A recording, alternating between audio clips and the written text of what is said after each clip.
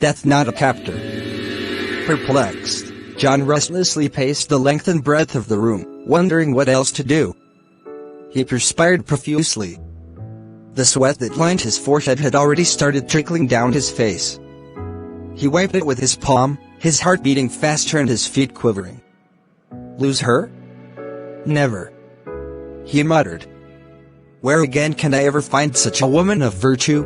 My heaven-sent jewel, whose smiles alone dissolve my fears in stormy moments. An embodiment of peace, joy, patience, understanding, courage and industry. He asked rhetorically as his thought raced to the accident scene and back in a matter of seconds.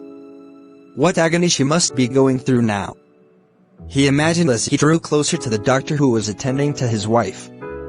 How is she now, doctor? He asked in desperation. Just calm down and pray, the doctor advised, while fixing his stethoscope to listen to Judith's heartbeat. She'll be fine, he promised. John and Judith were involved in a ghastly road accident. The car they were traveling in suddenly lost control and ran into the ditch. John survived without any scar, but Judith wasn't that lucky. She sustained serious injury and was rushed to the hospital by sympathizers, being in coma. Suddenly, she regained consciousness. Her face beamed with a smile that looked rather strange to John. He expected her to be writhing in pain, considering the severity of her injury, and not wearing this big smile on her face. Could any mortal feign a smile in such a terrible state? Has she been healed supernaturally? Or could it be her way of saying goodbye? He was confused. Darling, she called, reaching out for John's hand. Yes, honey, he stuttered with a countenance that seemed as if he was smiling and crying at the same time. At that moment, friends and church members whom he called earlier had already gathered at Judith's bedside, all weeping because of her critical condition. Judith was greatly admired by everybody, husband, kids, adults and children in her local church and community, because of her benevolence. She clothed and paid the school fees of orphans, gave material and financial assistance to different families, provided food and shelter for the destitute, and was a great succor to the widows. In a nutshell, she was the Tabitha of her community. How are you feeling now, honey? John asked at last with undistracted gaze. I'm fine, she reassured him. As he was about to say something else, she quickly cut in, it's glorious. The streets glittered with gold, the angelic songs resounded with soul-satisfying sonority, and the faces of the people glowed as if the rays of the sun glared in them. What splendor! She paused as if listening to the melody of a song. Apparently, she was seeing what those around her couldn't see, the vision of heaven.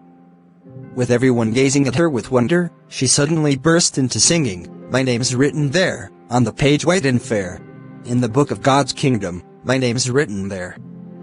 After singing the last line, her smile broadened, her voice gradually faded into silence and her eyes closed gently. She passed on. What a glorious exit! How well did the Bible say, precious in the sight of the Lord is the death of his saints, Psalm 116 verse 15. Judith transited to heaven, whose streets are beautifully laid with gold, where angels and saints sing sonorously, where there's no fatal road accident or air mishap, and where there's no toiling, pain, sorrow and sickness. So you see, death isn't a captor. That is, it's not the end of life but a transition from this life to another. What a relief to know that we, like John, will reunite, in heaven, with our loved ones who died in the Lord if we serve the Lord to the end. Don't be afraid of death. You can only be afraid of death when you haven't repented of your sins, and prepared for heaven. Remember, death is imminent, as rapture is. It can happen at any time. You cannot tell when it will occur. No one knows what will happen in the next few seconds, few minutes, few hours, few days, few weeks, few months, few years, and so on. And as it is appointed unto man once to die, but after this the judgment, Hebrews chapter 9 verse 27. But, try all your possible best to avoid the second death. In Revelation chapter 21 verse 8 says, But the fearful, and unbelieving, and the abominable, and murderers, and whoremongers, and sorcerers, and idolaters, and all liars, shall have their part in the lake which burneth with fire and brimstone, which is the second death. So, don't be afraid of death. It is generally for everybody, but work hard spiritually to avoid the second death. All is well. Nothing is hurt, nothing is lost. One brief moment and all will be as it was before. How we shall laugh at the trouble of parting when we meet again. Says a poet, Harry Scott Holland.